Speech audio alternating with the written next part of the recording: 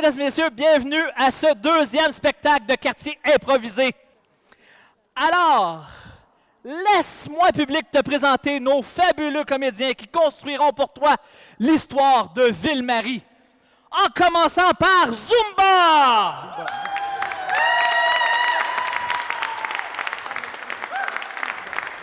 Stéphane Lamoureux!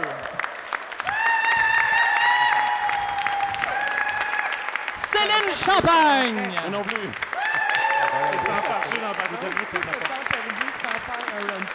Et Lionel Renaud!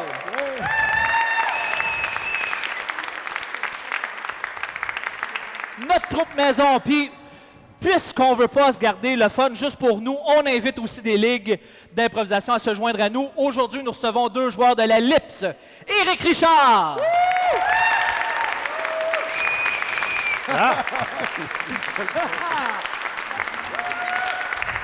Et Marine Temperman. Elle ferme la porte en plus. Tassez-vous d'une tâche. C'est fait. Alors, public, je t'assure qu'aucun des comédiens ici ne sait exactement ce que je vais leur demander cet après-midi. Et je vais te demander d'être attentif, public, parce qu'à la fin du spectacle, tu auras à décider qui parmi ces 6 virtuoses de l'improvisation c'est le plus démarqué. Et cette personne-là aura la chance d'écrire un mot sur ce beau saut. On se souvient que le dernier spectacle, c'était Lionel qui nous a écrit le mot « ratatouille ». Alors, commençons. Tu sais, public, au milieu des années 1800, Montréal est la métropole industrielle du Canada. Ses élites la voient même comme une rivale de New York et on la modernise. Il y a plusieurs projets d'envergure qui se font dans le quartier, comme la construction du canal de la Chine ou la modernisation du port de Montréal. Les frères Darling y voient une bonne affaire et construisent en 1880 le lieu où on est présentement, la fonderie Darling. Elle deviendra rapidement l'une des plus importantes fonderies à Montréal. On y produira, entre autres, des appareils de chauffage, des pompes à vapeur et des marches de tramway. Alors, je vais demander à Marine et Céline de nous faire une belle improvisation qui se passe en 1980, en s'imaginant qu'on est ici à la fonderie Darling, mais seulement qu'en posant des questions. Public, 1880, 1880. Public, si jamais tu attrapes une de nos comédiennes qui ne pose pas une question, crie « suivant », puis on va changer la comédienne. Alors, au jeu. Avez-vous fini le mélange? Vous doutez de moi? Ai-je déjà eu confiance?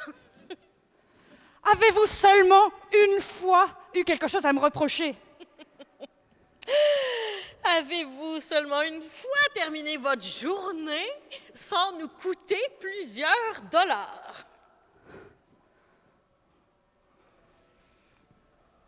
Regardez et dites-moi si ce mélange n'est pas correct.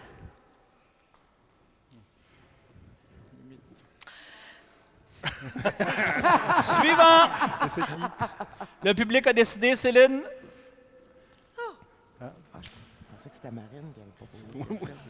Comment voulez-vous que je puisse vous garder après ça?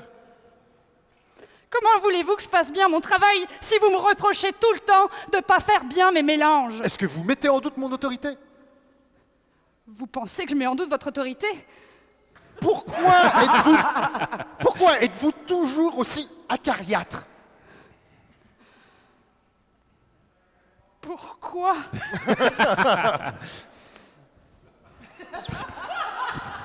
Quand cesserez-vous? Suivant, le public a parlé. Est-ce que vous me trouvez mieux maintenant? Pourquoi? Avez-vous déjà été mieux que maintenant? Est-ce que j'ai l'air de ne pas être à mon summum? Comment voulez-vous que je le sache? Bon, est-ce que cette chaudière vous plaît? Pourquoi cette chaudière est là? Est-ce que j'en sais quelque chose, moi? Comment on ne vous a pas dit comment faire votre travail? Est-ce qu'il y a un manuel qui est venu avec le travail? Vous n'avez donc pas lu le manuel? Avez-vous lu, votre manuel de contremaître? Je répète, vous mettez donc en doute ma compétence. Il se peut. Suivant. Pourquoi suis-je seul dans cette usine? C'est moi. Mais où est donc le... Êtes-vous l'employé modèle? Moi? Je ne sais pas. Oh non, je me suis fourré. Mais qu'arrive-t-il? Vous me cherchiez. Vous ai-je trouvé? Mais me cherchiez-vous, moi? Je vais vous étonner, mais je vais répondre oui.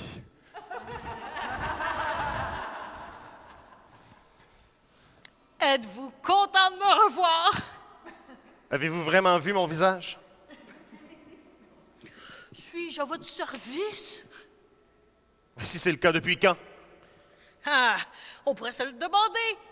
Est-ce que ma chaudière est prête? Quelle chaudière? Est-ce que vous aviez bien pris ma commande? Non? Est-ce que vous savez à quel point... Est-ce que je vous dérange? Est-ce que j'ai l'air mal prise en ce moment? Tout ce que je cherche, c'est ma chaudière et je ne sais pas où est-ce qu'elle est. L'avez-vous vu? Moi aussi, je cherche le mélange. L'avez-vous vu? Quel mélange? C'est vous qui me le dites. Mais comment je le saurais? Je suis une cliente. C'est vous. Suivant. Savez-vous depuis combien de minutes nous n'avons rien fondu? Savez-vous à quel point je m'en crisse? Je suis ici pour venir chercher ma chaudière. Est-ce qu'elle est prête? Mon Dieu, on vous a déjà dit que vous faisiez de très longues phrases. Merci beaucoup. Good job. Ah boy. Tu sais, public, la fonderie ici a été ouverte pour à peu près 110 ans. En fait, en 1991, la fonderie ferme ses portes et reste inoccupée pendant 10 ans. En 2001, l'organisme Quartier éphémère sauve la fonderie de la démolition en la transformant en la bâtisse qu'on connaît aujourd'hui, donc en la transformant en lieu de culture. Dans ce lieu ici, il y a beaucoup d'expositions et beaucoup d'œuvres d'art qui sont exposées. Pour vous le montrer, Stéphane va vous faire le tour des différentes œuvres d'art qu'on peut retrouver ici qui représentent la vie de quartier. Et les autres joueurs vont personnifier ces arts-là. Alors, monsieur, je vous laisse la parole.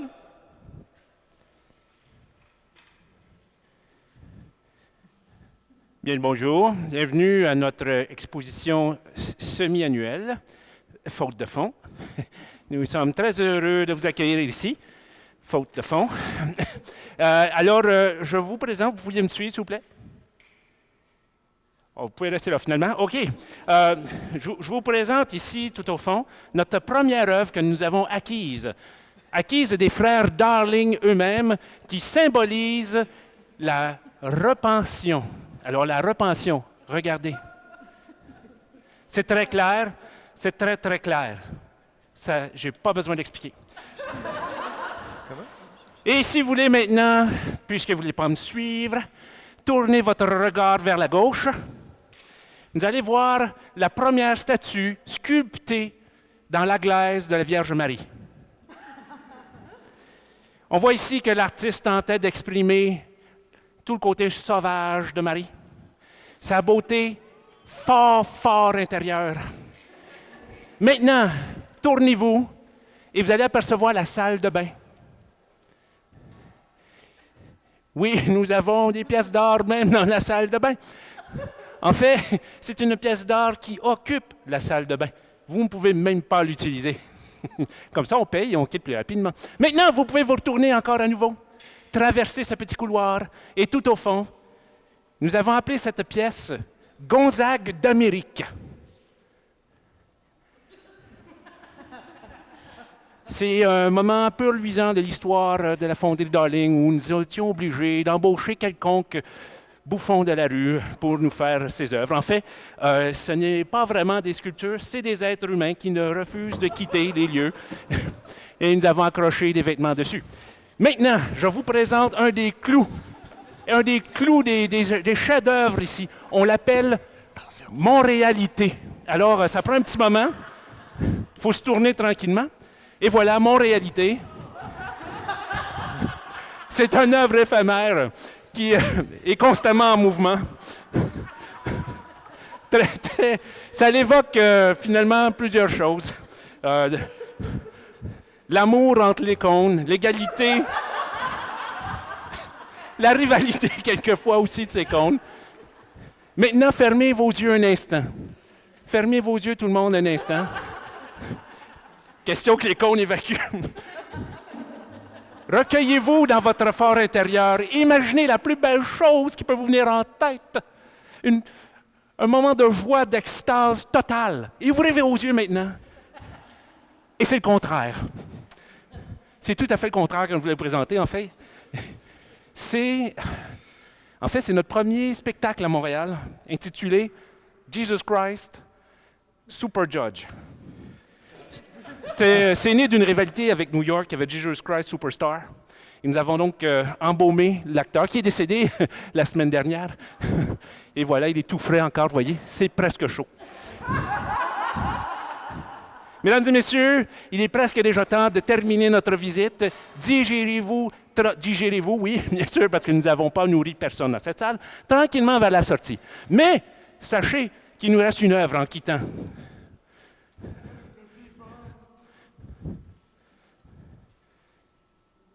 D'habitude, elle dit plus de texte que ça, cette œuvre. Nous avons bien sûr un programme pour aînés qui encourage les gens semi-séniles à venir participer à nos œuvres. Alors, nous avons Gratien. Bonjour. Bonjour, Gratien. C'est-tu là de mes calmants? Et bientôt, Gratien. Merci. Tu te rappelles, il faut que tu fasses avant, Gratien. Oui. Fais-le. La gigue des Irlandais du quartier, la, ma hanche fait mal. Nous avons bien sûr applaudi Gratien, ça fait partie du contrat. Merci beaucoup. J'en profite d'ailleurs pour remercier la Fonderie Darling qui nous reçoit aujourd'hui. Merci, Fonderie. Merci, Fonderie. Thank you, darling. En 1792, toujours ici sur ces terres, les Sœurs hospitalières accordent un bail de 99 ans à un marchand d'origine irlandaise du nom de Thomas McCord. Celui-ci cultive la terre et loue son moulin. M. McCord était un fin spéculateur immobilier et, voyant la popularité du faubourg, il décide de faire construire des maisons et sous-louer les terres. Je demandais à Éric et Zumba de nous faire une belle infopub sur ce nouveau quartier tout en développement de Montréal. OK. Oui, non, c'est pas comme ça on avait le choix, je pense. Non, c'est pas comme si vous aviez le choix. Non, mais je réfléchissais. Ah oui, ben non, Ouais. ben regarde. Au travail. Une partie de Montréal un peu moins connue. Une partie avec une histoire lourde. Une histoire de typhus, d'Irlandais, de tout. Vous avez une difficulté avec votre catholicisme? C'est pas grave, on a des terres pour vous. Venez dans la patrie du Monsieur McCord et on vous accordera une terre à vous. Martin, c'est tellement drôle. Mais depuis que j'habite dans la région du musée McCord, Monsieur McCord, hey, l'anachronisme, toi. Depuis que j'habite dans la région du Monsieur McCord, je suis tellement heureux, là. Ma vie pousse tels mes légumes dans mon champ. C'est vrai, parce que M. McCord commence déjà à introduire l'hygiène dans les demeures. Vous avez une famille de 18? oui. Pas de problème. Il y a au moins 2 chambres par lotissement. Attends, pas trop vite. Ça veut dire qu'on pourrait mettre seulement 9 personnes par chambre? Ah, oui, mais il y a aussi une cuisine d'été facilement isolable. Ah, ben là, tu me gagnes. Combien est-ce? Oh, c'est à peine 250 écus. Et de plus, il y a un extraordinaire back-house, à peine à 800 pieds de la maison. Bien sûr, chaque back-house est relié au jardin, qui est relié à 4 autres lotissements. Un back-house par lotissement, ça serait bien trop. Écoutons ce couple satisfait. Ah, chérie, je suis tellement heureux d'avoir perdu que 2 enfants sur ces terres, sur nos 9. On est bien mieux qu'auparavant. Ah oui, ah, je sens déjà les terres qui vont se faire labourer plus rapidement. Merci, McCord. Merci, chose. Oh, tu parles d'une fluxion de poitrine, Joanne? Qu'est-ce qui se passe-t-il avec toi? Ça va être correct. L'eau distribuée dans les canalisations du nouveau lotissement des développements McCord est particulièrement claire et cristalline si on la laisse déposer ses sédiments pendant moins d'une demi-heure. Vous savez ce qu'on dit, quand c'est brun, c'est bon? Quand c'est brun, c'est parce qu'il y a des minéraux. Oui, va-tu te rester de la plèvre ou le bon Monsieur McCord a aussi une offre à nous faire? Ben, car si vous appelez tout de suite votre régent d'armes le plus près, nous vous enverrons non pas une, mais 2 trousses de secours pour mettre vos morts à l'intérieur. Oh! Voilà une qui est déjà arrivée. Excusez, je suis juste pour attendre la morte, moi. Ah, ben c'est ce bon vieux Rogatien. Rogatien, l'attrape-mort. Et je ne suis pas encore morte. C'est ce qu'il y a de bien. Car dans les lotissements McCord, tu peux survivre longtemps en buvant de l'eau à la polio. McCord, on aura beau dire, mais on s'ennuiera de lui lorsqu'il ne sera plus là. Merci beaucoup. Ouais. OK. Et Éric nous a fait un beau jeu de mots avec Musée McCord et Monsieur McCord. Ouais, bravo. Mais petit fait intéressant, Thomas McCord est un des ancêtres de David Ross McCord qui a fondé le Musée McCord. Ils sont tous parents. Il le Ils savait. sont tous parents. C'est dans la même famille. Tous dans la même famille. C'est Montréal, santé. Montréal, un gros on aurait dû village. Et, tu sais, public, au début du 19e siècle, le quartier voit l'apparition de plusieurs industries et chantiers. De très nombreux immigrants d'origine irlandaise s'y installent. Ils quittent leur pays natal, qui est ravagé par la famine et la maladie. Le voyage est long et plusieurs meurent en mer. Alors, je demandais à Zumba, Marine, Éric et Stéphane de nous montrer ce beau voyage en mer que les Irlandais ont fait, mais avec cette particularité. Vous allez finir piger un chiffre ici, de 1 à 4, et vous devrez mourir dans cet ordre-là. Gardez le chiffre secret, juste pour vous, et l'improvisation se terminera lorsque vous serez tous les 4 morts. Donc, le voyage des Irlandais vers Montréal au jeu.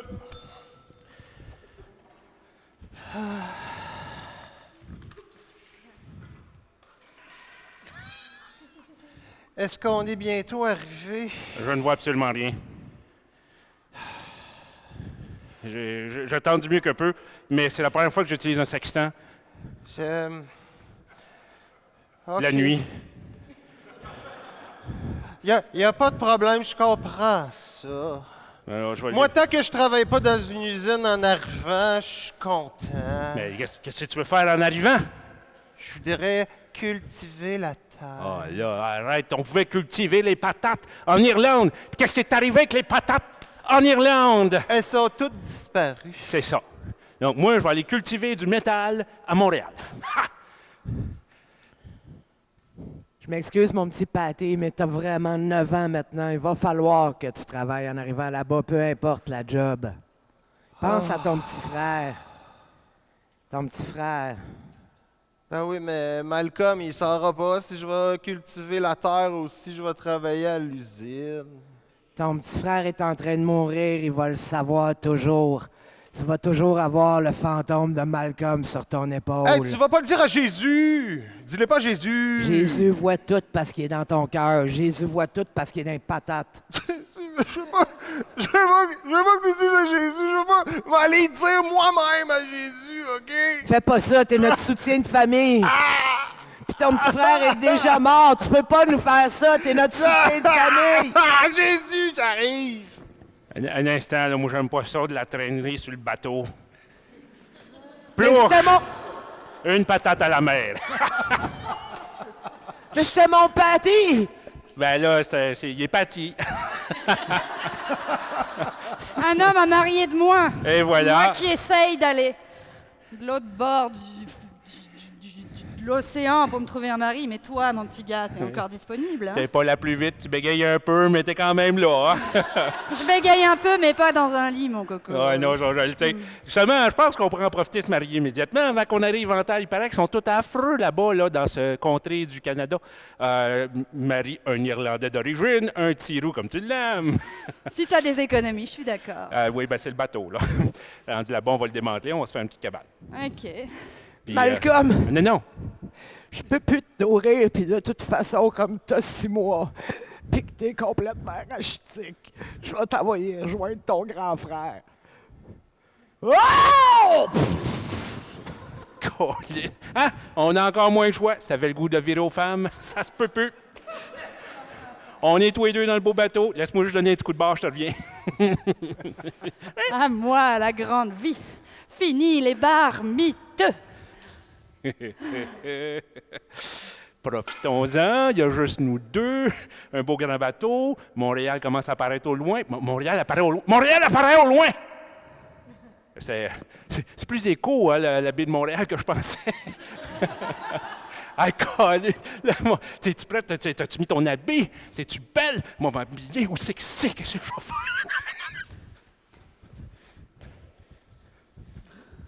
Montréal, je suis prête.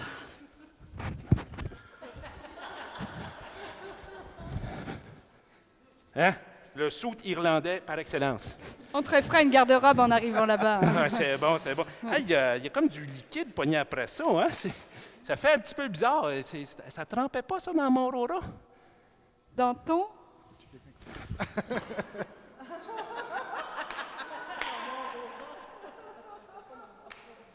Le seul homme à marier qui restait sur le navire me claque entre les doigts. Restez loin des côtes, il y a une épidémie de choléra dans Ville-Marie! Heureusement, j'arrive près des rives. Oh, les gens me font signe.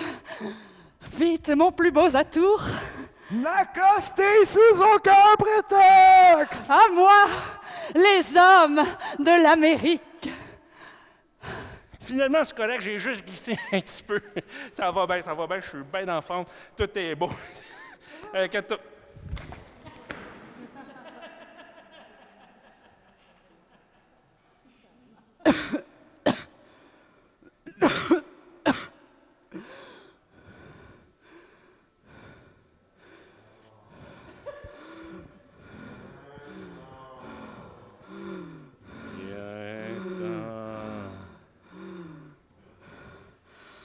Moi qui rêvais d'une nouvelle vie, je n'aurais pas eu le temps d'aller jusque-là.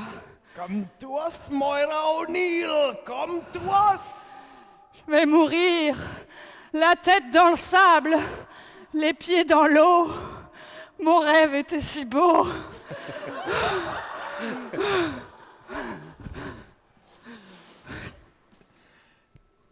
Merci beaucoup.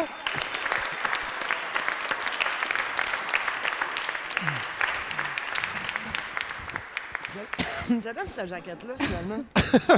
Alors, pauvre bébé. Ah, regarde. Bye, Malcolm. Mais saviez-vous, chers comédiens et public, que plusieurs parents sont morts durant le voyage? Donc, quand les bateaux arrivaient à Montréal, il y avait plein d'orphelins qui ont été accueillis, adoptés par des familles québécoises de descendance catholique. Et ce qui explique un peu le petit fond de sang irlandais qu'on retrouve dans nombreuses familles parmi nous.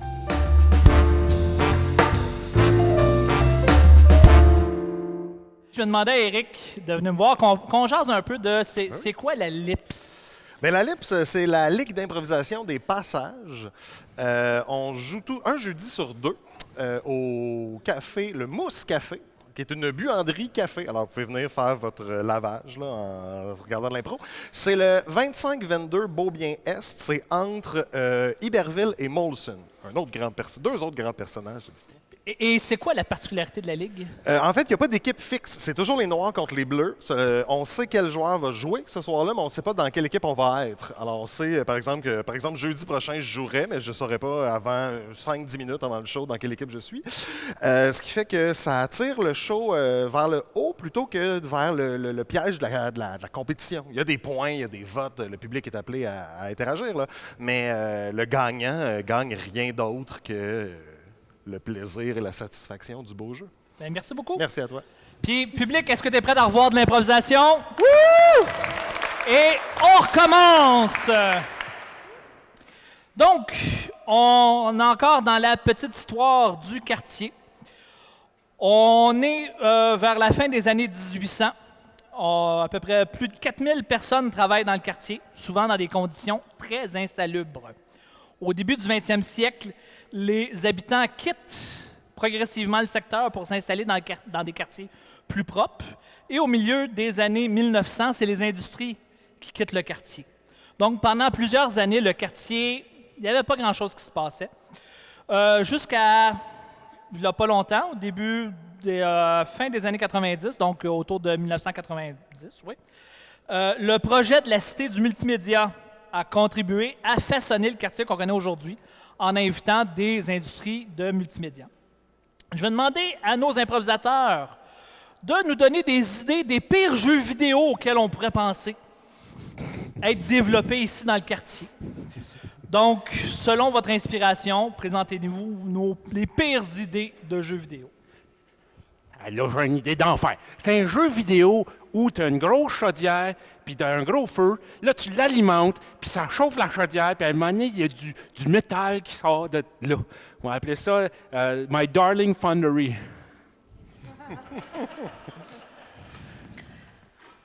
Ben, moi, je pense qu'on pourrait faire un jeu avec des fusils, puis on tue des Irlandais.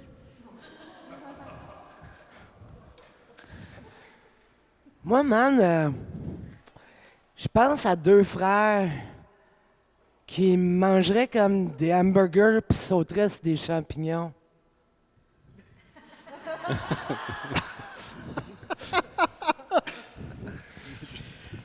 Merci. Et C'est fini. on est aussi dans un quartier très innovant, donc on veut mettre l'informatique, leurs ordinateurs, Internet dans à peu près tout. C'est quoi les pires idées combinées dans des objets qui existent et la technologie? Ben, flush! Flush! Ben, c'est une crème glacée avec GPS, parce que des fois on les finit pas, mais il y en a d'autres qui peuvent les récupérer. C'est un peu comme le stationnement avec les billets. Alors on pose sa crème glacée et quelqu'un d'autre avec une application peut la retrouver et la finir.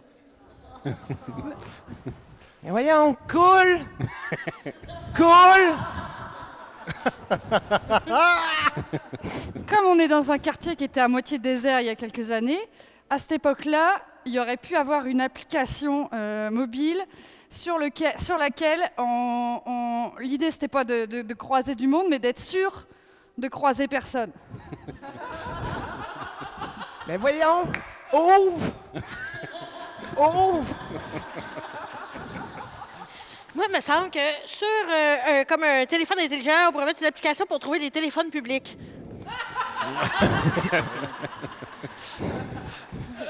Ben oui. Mais voyons! Cool! Cool! Ben, je pense qu'on pourrait avoir une application sur n'importe quel téléphone, intelligent ou non, qui pourrait permettre à ma collègue d'avoir de l'eau, s'il vous plaît, dans sa salle de bain. Ça serait apprécié. Griffintown, flush. Griffintown, cool. Griffintown, ouvre. Moi, je trouve que la salle de bain, c'est pas assez équipé en intelligence. Par exemple, le papier toilette, il pourrait te dire hein, non, t'en as trop pris. Genre, tu vois, il te parle, alors t'es obligé de faire juste avec ça, je sais pas, des trucs. Quoi. Hey, monte! Monte! Il y a tout le temps plein de trafic ici. Il veut pas avancer. Qu'est-ce que c'est ça? Arrête de klaxonner. Ben, pour sauver des arbres, ça serait sympathique, au lieu d'avoir un rouleau de papier de toilette dans la salle de bain de ma collègue toujours, ce serait juste comme une application que tu flippes, comme ça tu peux prendre le nombre de carrés que tu veux, puis tu n'as pas besoin de changer le rouleau. Et aussi, non négligeable, toutes ces chicanes de couple ou de foyer, ça, on met-tu le papier par-dessus ou par en dessous? Terminé.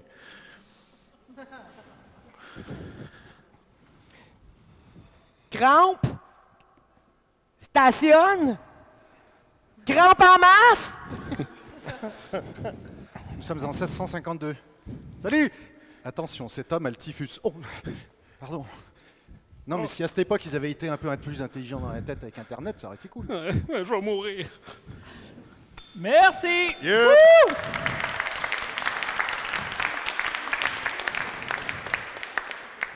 Public, dans mes recherches, j'ai découvert une source d'inspiration inépuisable. Un journal qui s'appelait L'Opinion publique, qui a été publié de 1870 à 1883. Écoutez, j'ai sorti une annonce que j'ai trouvée qui date du 27 janvier 1881 et je la lis comme c'est écrit. Et je vais demander à Lionel et Céline, je vous avertis tout de suite, de nous faire une improvisation inspirée de cette annonce. Alors, ça se lit comme c'est écrit. Mère, mère, mère, êtes-vous dérangé la nuit et votre repos interrompu par un enfant malade et pleurant par les douleurs de la dentition? Si oui, allez sans retard vous procurer une bouteille de sirop pour la dentition de Madame Winslow. Cela soulagera le pauvre petit malade immédiatement. Soyez-en certains. Il n'y a pas une mère sur la terre qui en a fait usage qui ne vous dira de suite qu'il règle les intestins, permet à la mère de prendre leur repos, soulage et rend la santé aux enfants, agissant comme par magie. On peut en faire usage en toute sûreté, dans tous les cas, est agréable au goût et est une recette d'une des plus anciennes et meilleures médecins femmes et nourrice des États-Unis. Wow. Alors, Lionel et Céline, montrez-nous une belle improvisation inspirée de ce sirop pour la dentition de Madame Winslow. Chérie, ça fait 3 jours qu'il pleure. Non, mais c'est à ton tour d'y aller, là.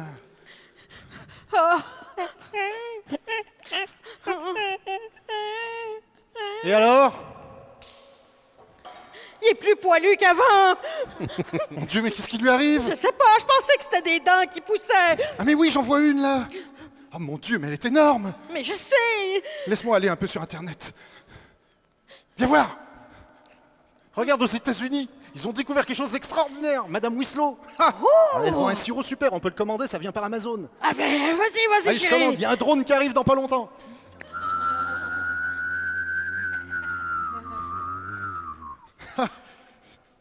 Ça y est, j'ai le sirop Winslow. Alors attends, je vais juste voir si quand même on sait jamais avec Amazon. Hein. Cherche sa bouche, je la vois plus. Mon Dieu, mais il se met à parler, il n'a jamais parlé, c'est le sirop Winslow qui le rend plus intelligent ou quoi? Winslow! Oh, C'est mais merveilleux. Laisse-le à terre, je commence à avoir un doute. Papa! Non, je n'aime pas... Non! Mon Dieu! Chérie, lâche-le! Mais Chérie, c'est lui, lâche-le! c'est lui qui me tient, là! Chérie!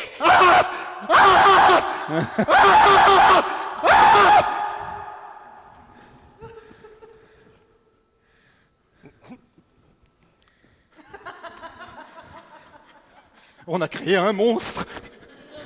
Penses-tu, j'ai payé par PayPal, ils peuvent peut-être nous rembourser, me rendre mon bras, je sais pas. Comment t'appelles-tu? Enfant du mal! Enfant du mal, c'est mon nom.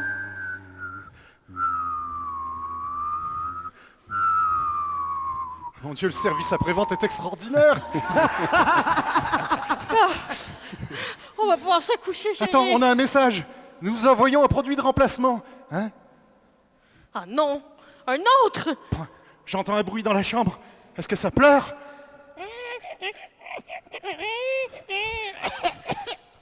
Ils nous en ont déposé un autre!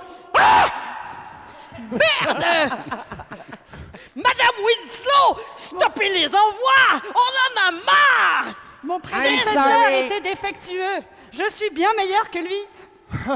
Ah oui? Je fais le ménage, la vaisselle, je fais tout ce que vous voulez. Mais j'ai déjà une femme pour ça. À quoi je vais servir sinon, moi? Justement, il est peut-être le temps de vivre dans votre siècle et de faire d'autres choses de votre femme. Par exemple, la sortir au cinéma. Ah, c'est vrai. Mais c'est peut-être trop avant-gardiste. Je suis un produit avant-gardiste. Non, j'aime l'innovation! J'aime l'idée. Bon, d'accord. Tu veux que je t'emmène au cinéma, c'est ça? Ben, Bon, À allez. ce soir. À ce soir. à ce soir! Merci beaucoup.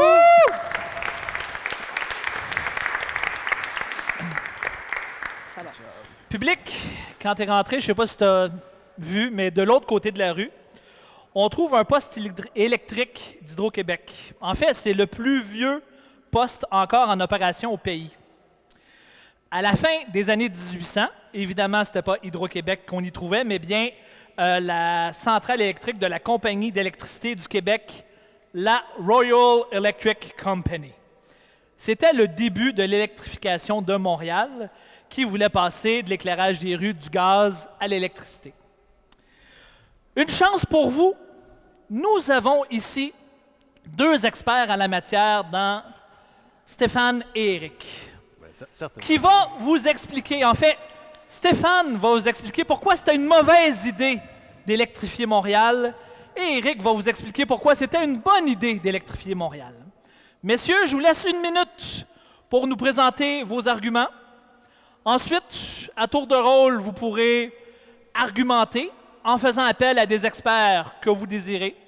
Et à la fin, je vous laisse un petit 30 secondes pour faire un petit discours de clôture. Alors, on commencera par Éric.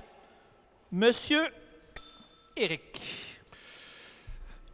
Évidemment, c'est une excellente chose que d'électrifier la ville. C'est d'abord ce qui donne son cachet à la ville qui est lumière, qui est source d'attraction pour la campagne, la grande noirceur. Alors évidemment, la ville lumière, il faut pas éviter de se lancer les fleurs qu'on mérite.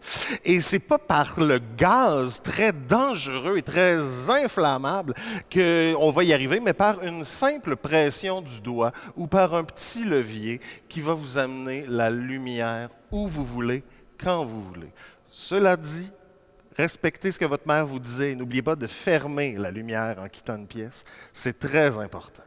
Alors, merci à Royal Electricity Company, Energy Co. and Brothers de nous avoir offert ce premier pas vers l'électrification de cette magnifique ville qu'est Montréal.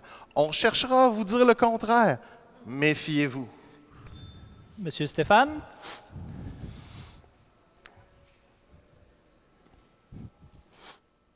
Gaz métro. Bien, bonjour, mesdames et messieurs.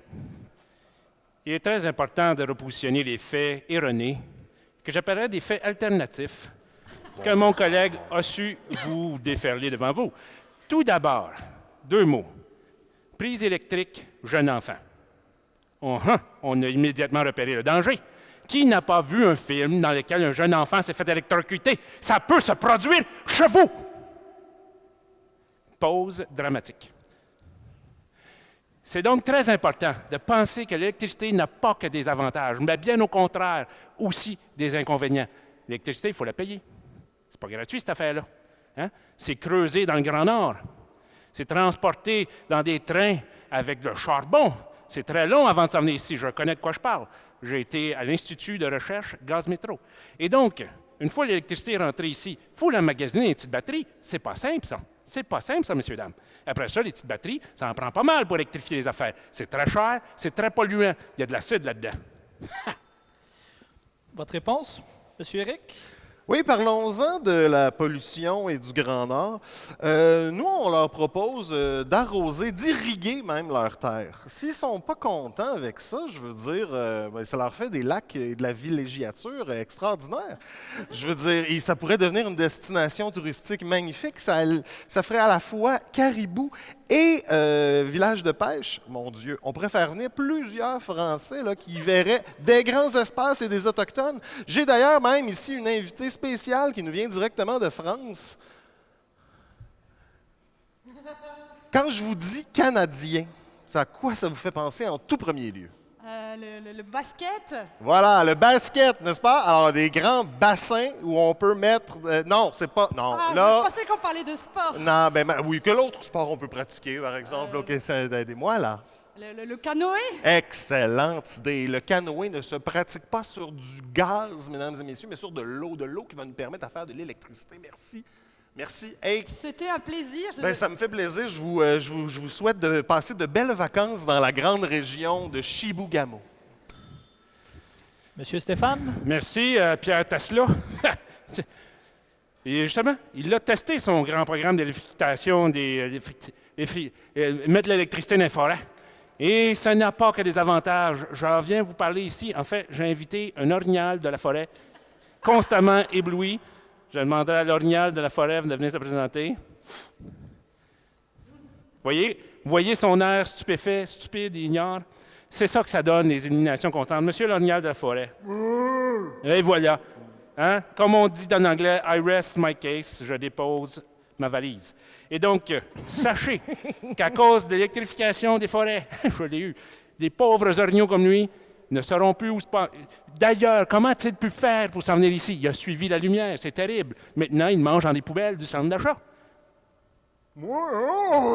Alors, soyez donc généreux avec la nature, rejetez l'électrification, passez plutôt à gaz métro. Gaz métro, ça chauffe tout. Merci. Un petit commentaire de fermeture? Non, je ne ferai pas preuve de fermeture dans mon commentaire. Qu'on se comprenne bien, je suis alternatif, je suis progressiste et bien sûr, le courant, vous le savez, est ce qui unit les gens.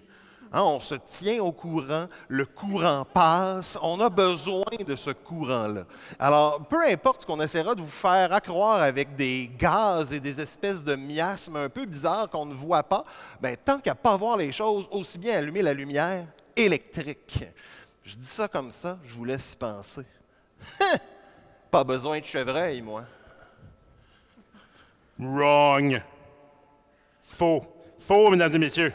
Et l'argument ultime n'est pas caché dans l'électrification des électrons. Regardez cet huluberlu. Je vais d'ailleurs le faire rapprocher. C'est en fait pas un spécialiste en électricité, c'est mon voisin, Zemfir Tesla, qui, depuis qu'il a acheté sa Tesla, n'arrête pas de m'écœurer avec sa voiture électrique, mesdames et messieurs, et qui la recharge sans cesse. Hein? C'est fatigant. Moi, mon char, il est au gaz. Ça pue pas, ça rejette de l'eau. Toi, ça rejette de l'acide. Avouez ici que tu es payé par l'industrie de l'acide. Je suis payé par mes économies d'électricité. OK, je suis payé par... Merci qu'on ait beaucoup. résolu ça, Jacques. J'ai froid. Alors, public, suite à ce beau débat, pour ou contre l'électrification de Montréal? Alors, public, pour ou contre l'électrification de Montréal? Merci, public. Vive les chandelles. Public, un peu plus bas, on trouve le canal La Chine, dont les travaux ont commencé le 17 juillet 1821. Il a été creusé à la main, surtout par des immigrants irlandais. Et je vais demander à Céline et Zumba de nous faire un beau conte québécois qui se passe sur les travaux, sur le chantier du canal La Chine. Et pendant qu'ils sont en train de discuter, je voudrais, public, que tu saches que le Centre d'histoire de Montréal nous a aidés à concocter et chercher tous les faits dont je vous donne. Donc, je les remercie pour leur expertise. Wouhou! Merci beaucoup. Alors, mesdames... C'était quoi la rivière avant? C'est Saint-Pierre? Saint-Pierre, oui. Saint-Pierre. Saint-Pierre. Au jeu. Cette histoire se passe dans une lointaine contrée près de chez vous. À l'époque, il y avait la rivière Saint-Pierre. Et les gens étaient croyants et croyaient au saint. Oui, ils croyaient aux saints, ils croyaient aussi aux tortues. Parce qu'on vient d'un peuple amérindien. Alors, ils croyaient aux tortues, ils croyaient aux remusqués, ils croyaient aussi aux castors, aux carpes, aux crapets de roche et à tous les animaux qui vivaient dans la rivière Saint-Pierre. Papa! Papa, j'ai vu une tortue. Tu penses que c'est un signe qu'on va être béni des dieux? Ben, c'est sûr, voyons. C'est comme un bon sort. Ça se sauve jamais, une tortue. C'est signe que les choses vont bien aller. Je suis fier de toi. Et c'est comme ça que Siméon fut engagé pour aller creuser. Siméon, père d'une fillette, creusa. On disait toujours à Siméon qu'il allait travailler pour gagner de l'argent, mais dans le fond, c'était pour protéger les tortues, les carpes, les crapets soleil, les remusqués, les castors, Oui, on et a même compris, les ça va, petits- ça va. OK. Mais les petites bébites qui glissent dessus, là, eux autres aussi. Papa, Est-ce que ma grande? il y a vraiment beaucoup trop d'animaux dans la maison maintenant. Je sais plus où les mettre, il y en a plein dans ma chambre. Dès que je construis le canal au-dessus pour terminer la rivière, on se fait une grande arche, on met 2 de chaque sorte, puis on s'en va vers les grands lacs. Vivement que le canal soit terminé, papa. Je fais ce que je peux, ma belle grand-fille, mais c'est pas facile de creuser ça à la main. Mais c'était sans compter le diable. Parce que le diable, il était là. Il s'en venait, puis il s'en allait donner des idées de Snoro à Siméon. Et le diable arrivait pas tout seul. Le diable arrivait avec l'hiver.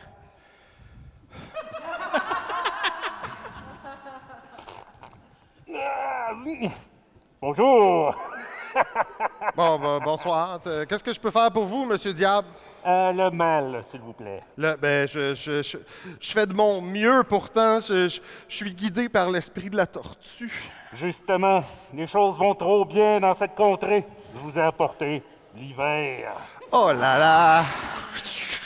Vous allez devoir survivre en tant qu'immigrant un hiver complet. OK, un instant. Messieurs, Stéphane, lève ton masque, on n'entend rien. Merci, on continue. Vous allez devoir survivre un hiver complet. Je veux-tu avoir la face de vous à la fin de l'hiver? Parce que vous avez eu l'air d'avoir une sale engelure, Monsieur le Diable. Ça fait 150 ans que j'attends que des gens viennent dans cette contrée pour vous lâcher l'hiver. J'ai assez hâte que vous l'ayez. Ah, ben si ça peut vous rendre service, l'esprit de la tortue me permet de vous libérer de l'hiver. Et si vous passez cet hiver malgré ses rigueurs, je vous révélerai mon nom. Oh, je sais pas si ça me donne le goût. Papa, Qu'est-ce qui se passe, ma belle grand-fille? il fait tellement froid dans la maison que presque tous les animaux sont mourants.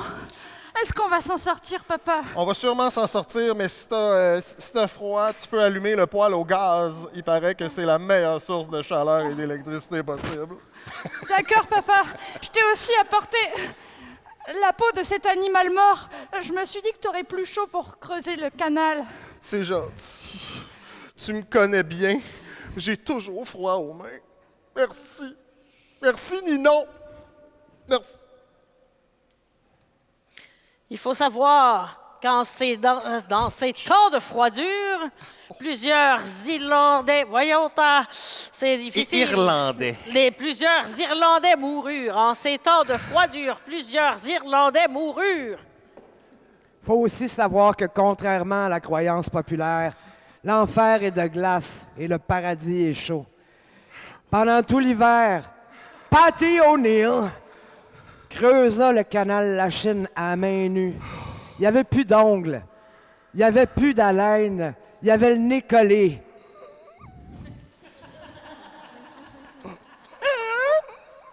Ah ben, Siméon Patty O'Neill. Je reconnais cette voix. Ah, déjà? Attends une minute, moi, reprendre. Ah ben, Siméon Patty O'Neill. Ah non, tout est beau. C'est bon? Oui, C'est un peu trop tôt que tu me pognes comme le diable, là. C'était pas ça que tu pensais. OK, oui. merci beaucoup. Je suis pas sûr que je comprenais tout à la fin. Moi non plus. Et public, le canal a été élargi à plusieurs reprises pendant les décennies. Il va être fermé en 1970, remplacé par la voie maritime du Saint-Laurent. Et depuis 2002, donc depuis quelques années, c'est rouvert, mais seulement pour la navigation de plaisance. Pour le prochain jeu public, j'ai besoin de ton aide.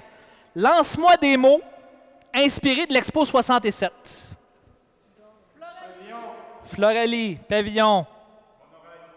Monorail. Pont du Suisse. Oh, pardon. Déficit. Ah, oups. Métro. Pote. Mescaline. J'ai entendu métro. Puis, des mots inspirés des rues de Montréal. Nid de poule. Merci beaucoup. Marelle. Alors, je vais demander à Éric de nous faire un hommage à la place Bonaventure. Et pour qu'on soit tous sur la même longueur d'onde, je te rappelle, public, que la place Bonaventure a été construite en 1967, juste à temps pour l'exposition universelle. C'est alors le plus grand immeuble au monde en termes de superficie. Éric, tu vas nous faire un bel hommage à la place Bonaventure. Et quand je sonnerai, je te lancerai un démo qui nous a été fourni par le public, que tu devras insérer dans ton monologue. Dans ton monologue. Oui. Jacques Monologue. Très Je bien. t'informe aussi que j'utiliserai le mot proposé par Lionel au dernier spectacle, ratatouille. Ah, ça me ferait plaisir. Alors, je te laisse nous faire un bel hommage à toi. La place Bonaventure, c'est plusieurs choses. Et la variété, c'est ce qui fait le ciment d'une ville. Ratatouille. On peut, à l'hôtel, y manger de la ratatouille. On peut dans les halles d'exposition et visiter le salon de la mariée. On peut y prendre le train, on peut y prendre le thé, on peut y prendre son temps. Cône. Mais qu'on n'oublie pas une chose. La place Bonaventure, c'est une fierté extraordinaire pour une ville comme Montréal. Cette ville qui, aujourd'hui, a l'air d'avoir été construite autour de la place Bonaventure, autour de la gare Bonaventure, autour d'une bonne aventure. Floralie. Mais non. C'est pas la seule chose qu'on doit à l'Expo 67. Parce qu'avec le pavillon de la Jamaïque, je prépare un autre mot qui pourrait s'en venir, avec l'hydrosphère, non, la grosse boule, le musée de l'eau, avec le casino, l'ancien pavillon de la France, ben on a eu aussi les Floralies. Je pensais que je t'avais oublié. Hein? Les Floralies qui ont fait vivre plusieurs années au Parc des Îles, même après la fin de cette exposition. Poule. Pour le bonheur des visiteurs. Ceux qui aimaient les fleurs s'en sont donnés à cœur joie et ils en avaient plein d'iris pour les leurs. Oh. Merci.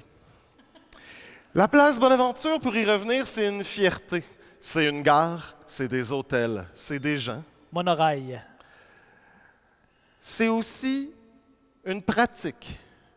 Vous pouvez passer de la gare de train au métro, au monorail. Vous pouvez passer des îles au fleuve, à la terre. Vous pouvez passer du ciel à la reine Élisabeth. C'est comme vous voulez. Il y a de tout pour tous. Nid.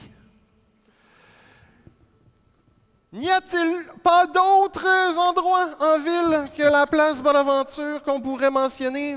Oui, bien sûr, peut-être la place Ville-Marie qui date à peu près de la même époque. Mais nul ne peut s'y retrouver autrement qu'à la place Bonaventure. Vous voulez aller dans le Montréal souterrain? C'est à la place Bonaventure que ça part. Métro. Vous voulez aller au métro? C'est à la place Bonaventure que ça part. Trou. Vous voulez prendre votre trou? C'est à la place Bonaventure que ça passe. Pote. Vous voulez retourner au pavillon de la Jamaïque? C'est par le métro de la place Bonaventure que ça va passer. Mais on va pas parler juste de ça, public. On peut aussi te parler de plein d'autres choses. Je ne pensais pas être capable d'en dire autant sur un immeuble si grand. Mon cœur, tel une place Bonaventure, est traversé par le train de la vie qui m'amène d'est en ouest et du haut vers le bas. Oui, du Pavillon. haut vers le bas. On pourrait penser que cette immense chose est un pavillon au soleil, un pavillon d'or. Non, c'est le pavillon de Montréal. Vous y retrouvez là le salmigondi, tout à fait montréalais. On dirait quelque chose d'un peu bizarre, mais c'est parfaitement harmonisé. Jaune. Je ne quitterai pas la scène avant de vous avoir dit une dernière fois les mots place, bonne aventure. Merci. Ouais! Mais Quel beau Et fromage. public, tu te demandes pourquoi la place Bonaventure s'appelle ainsi. C'est en l'honneur de l'ancienne gare Bonaventure qu'on pouvait trouver près de là. Public, c'était le dernier jeu. Il te reste la tâche difficile de choisir parmi ces 6 comédiens qui c'est le plus illustré. Alors, à mon signal, dis le nom du comédien qui, selon toi, c'est le plus illustré entre Céline, Éric, Marine, Stéphane, Zumba et Lionel. Donc, public, 1, 2, 3. Lionel! J'ai entendu Éric. Alors, Éric. merci de l'accueil, merci de l'accueil, merci de l'accueil, merci pour la visite, merci. de Ah, l'accueil. avec plaisir, mon Merci de grand. l'accueil, merci de Éric, l'accueil. t'as Tu une as- tâche à faire. Tu as la chance d'écrire un beau mot sur le seau, accompagner le mot ratatouille que Lionel choisit. Là-dessus, il me reste qu'à remercier nos comédiens.